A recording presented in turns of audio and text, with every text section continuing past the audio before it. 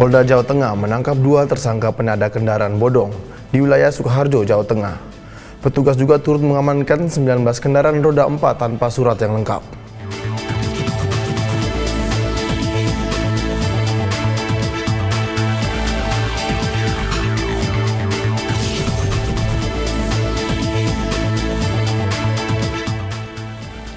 Mengantisipasi gangguan keamanan, ratusan personel Polres Aceh Utara dikerahkan untuk mengamankan acara deklarasi dan pendaftaran bakal calon bupati dan wakil bupati Aceh Utara yang diusung 15 partai.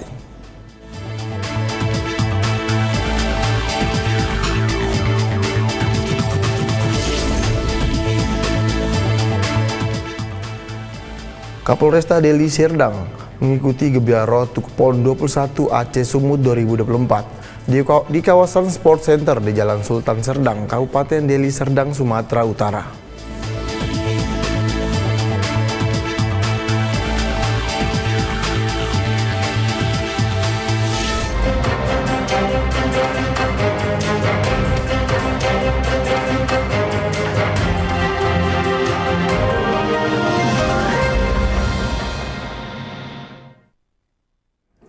Selamat pagi pemirsa. Persisi Pagi kembali hadir edisi Senin 2 September 2024. Seperti biasa, selain 3 berita utama tadi, selama 1 jam ke depan, kami juga telah menyiapkan sejumlah informasi terkini lainnya. Bersama saya Bribda Ternoldiwadu, inilah Persisi Pagi selengkapnya.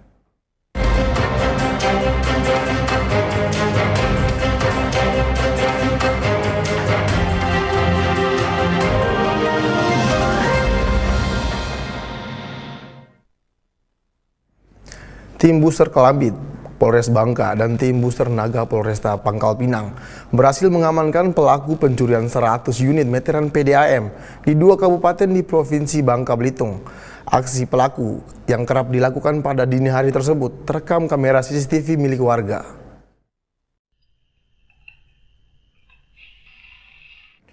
Dalam rekaman CCTV, tampak seorang pelaku yang mengendarai sepeda motor membuka meteran PDAM milik warga dengan menggunakan kunci Inggris. Pelaku diketahui bernama Romi alias Botak, warga asal Lampung, berhasil diamankan pihak kepolisian.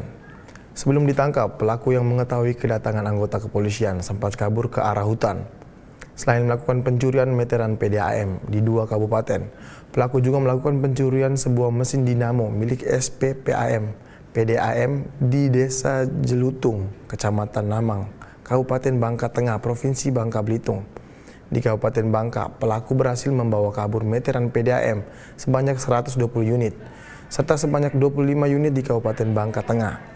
Untuk menghapus jejak hasil curiannya, pelaku sengaja membakar meteran tersebut sebelum dijual ke rongsokan.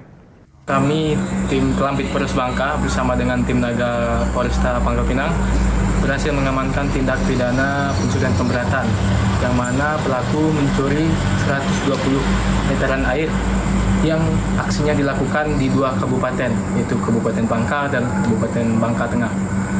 Dan diduga pelaku juga merupakan residivis tindak pidana pencurian motor. Polda Jawa Tengah menangkap 2 tersangka penadaan kendaraan bodong di wilayah Sukoharjo, Jawa Tengah. Dalam pengungkapan tersebut, petugas turut mengamankan 19 kendaraan roda 4 tanpa surat yang lengkap. Polda Jawa Tengah menangkap 2 tersangka penadah kendaraan bodong di wilayah Sukoharjo, Jawa Tengah. Dalam pengungkapan tersebut, petugas turut mengamankan 19 kendaraan roda 4 tanpa surat yang lengkap. Hal ini diungkapkan Wakapolda Jawa Tengah, Brigjen Pol Agus Suryo Nugroho dalam konferensi pers di lobi Mapolda Jawa Tengah. Kronologis pengungkapan kasus berawal dari adanya informasi masyarakat mengenai aktivitas penjualan mobil bodong di media sosial. Setelah dilakukan penyelidikan dalam jangka waktu 1 minggu, petugas berhasil mendapatkan pelaku di wilayah Sukoharjo, Jawa Tengah. Diketahui keduanya secara patungan bekerja sama dalam bisnis jual-beli kendaraan yang tidak dilengkapi dengan dokumen. Bisnis berkaitan dengan jual-beli kendaraan. Ini nama kelompoknya, kata Pak Dibri itu mengenai kelompok Sukoharjo. Jadi tersangka PK dan tersangka GY ini patungan untuk bisnis jual beli kendaraan roda 4. Banyak kendaraan tersebut adalah kredit, termasuk juga kendaraan yang tidak dilengkapi dengan dokumen. Di samping kendaraan tersebut belum laku dijual atau masih dipasarkan, itu juga dilakukan rental, disewakan untuk rental. Modusnya menggunakan media, jadi baik lewat Facebook, WA untuk menjual kendaraan tersebut. Rata-rata dalam 1 bulan mereka itu bisa menjual 3 sampai 4 unit. Di Reskrimum Polda Jawa Tengah, Kombes Pol Johansen Ronald Simamora menambahkan, pelaku ini berbeda dengan Lengik Squad yang beberapa waktu lalu juga diamankan. Dalam perkara ini, pelaku mengumpulkan mobil tersebut di sebuah tempat cucian, kemudian menjualnya dengan keuntungan rata-rata 2 kali lipat dari harga pembelian mobil. Diketahui para tersangka ini memperoleh mobil bodong dari daerah Jakarta, Bandung, dan Surabaya, sementara pembeli mayoritas berasal dari Jawa Tengah. Sebelum terjual, mobil ada yang direntalkan dulu sembari menunggu pembeli. Korban paling dirugikan dari bisnis ilegal ini adalah pihak leasing.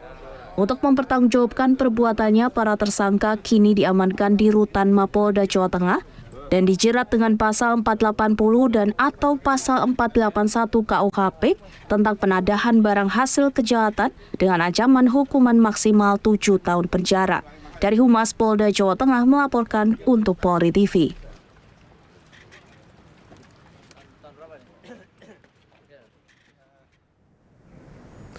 Kurang dari 1 kali 24 jam, Satreskrim Polresta Jayapura Kota melalui tim Resmob Lumbai bersama unit opsional Polsek Jayapura Selatan berhasil mengungkap identitas korban penganiayaan di seputaran Kompleks Perikanan Hamadi, Distrik Jayapura Selatan pada Minggu 26 Agustus 2024. Korban diketahui berinisial RA, 26 tahun, yang ditemukan dalam keadaan tidak sadar dengan beberapa luka di bagian kepala dan tengkuk leher.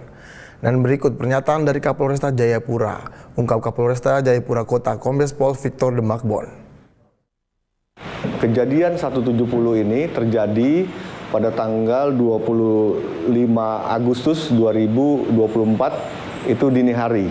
Ya, kejadian dini hari dalam waktu kurang lebih kurang dari 24 jam ini bisa diungkap terkait dengan pelaku tindak pidana pengeroyokan. Korban ini dalam keadaan mabuk habis melaksanakan pesta miras, kemudian mau menuju pulang, dan di tengah jalan yang bersangkutan mampir di warung, bertemu dengan 2 pelaku yang tidak dikenal.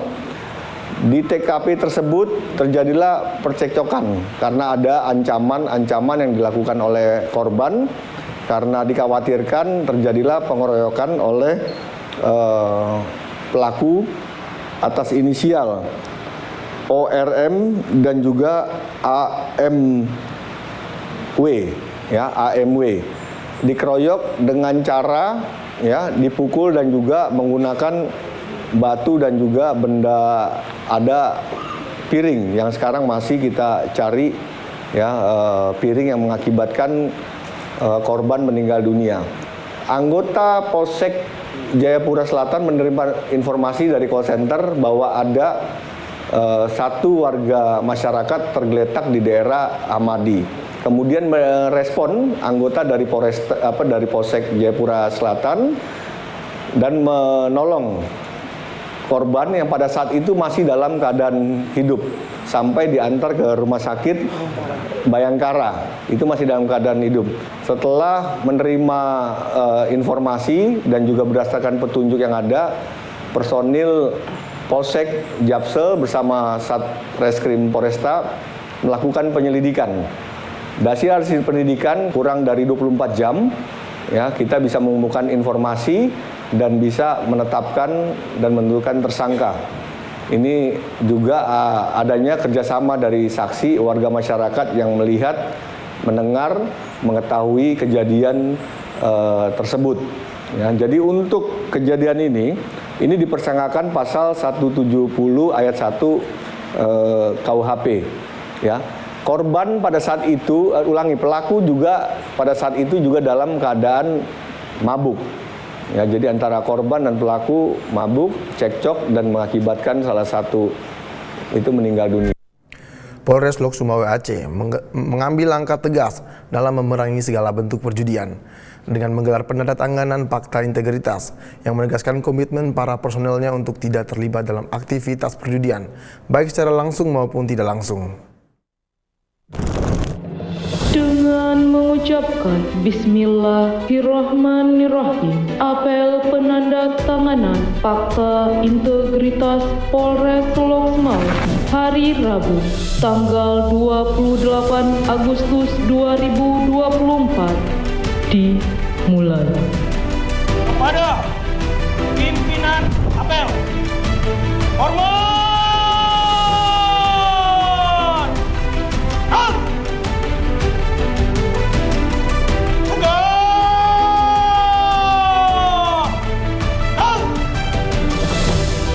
Perwakilan penandatanganan Fakta Integritas mengambil tempat dan laporan. Mengetahui dan memahami bahwa segala bentuk perjudian adalah perbuatan tercela dan melanggar hukum sebagaimana diatur dalam Undang-Undang Nomor 2 Tahun 2002 tentang Kepolisian Republik Indonesia. Pagi ini memang saya mengambil waktu dalam rangka penandatanganan fakta integritas ketidakterlibatan kita sebagai pemain, pengedar, membantu, menyiapkan atau secara langsung ikut menjadi bagian terkait judi online. Ini mengandung maksud dan tujuan. Saya tidak main-main rekan-rekan. Pimpinan Polri juga tidak main-main. Kita semua tahu rekan-rekan, tidak ada satu dalil pun yang menyatakan barang siapa kau berjudi kau akan kaya. Tidak ada rekan-rekan. Barang siapa kau minum minuman keras kau akan hebat. Tidak ada rekan-rekan. Yang ada kehancuran. Jadi harapan saya, jika Anda ingin meraih sesuatu, itu berproses. Semua itu ada perencanaannya, ada tahapannya, ada perkiraannya, dan itu harus dilakukan. Bukan dengan cara instan dengan perbuatan setan, itu nggak akan rekan-rekan. Daripada kau main-main gituan, mending bangun masjid aja sekalian, lebih bagus. Syukur Allah meridai dan itu kita ada rumah di langit nantinya. Atau bantuan yatim piatu, atau bersedekah, itu lebih mulia. Dan di dalam fakta integritas yang rekan-rekan akan tangani juga, itu juga ada tertera masalah kode etik. Saya minta tolong, jangan cederai pribadi rekan-rekan dengan hal-hal yang nggak berguna. Tinggalkan hal-hal yang nggak berguna tersebut. Yang jelas ke depan, kita tolong jaga rumah ini, jaga pribadi, keluarga, jangan tambah hal-hal yang nggak berguna. Sekian dari saya cinta masyarakat, tolong jaga rumah. Dalam rangka menjaga ketertiban umum dan menciptakan situasi Kamtibmas yang aman dan nyaman, Polres Ponorogo menggelar razia balap liar. Polres Ponorogo menggelar razia balap liar yang digelar di wilayah kota Ponorogo. Razia dilakukan mulai dari wilayah alun-alun hingga Jalan Baru. Dan hasilnya Satlantas Polres Ponorogo berhasil mengamankan 33 unit kendaraan roda 2 yang melanggar aturan. Untuk selanjutnya dilakukan tilang karena tanpa dilengkapi surat-surat kendaraan bermotor dan kelengkapan standarnya. Kasat Lantas Polres Ponorogo AKP Bayu Pratama Sudirno mengatakan, razia balap liar ini merupakan upaya dari Polres Ponorogo untuk mencegah balap liar yang sangat meresahkan dan membahayakan pengguna jalan dan masyarakat. Sementara itu Kapolres Ponorogo AKBP Anton Prasetyo menyampaikan razia balap liar ini akan terus digelar menyusul banyaknya laporan masyarakat yang merasa terganggu keberadaan balap liar ini.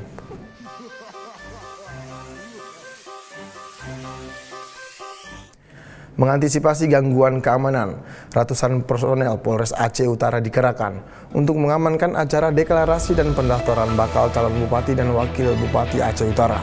Informasinya akan segera hadir setelah jeda berikut ini.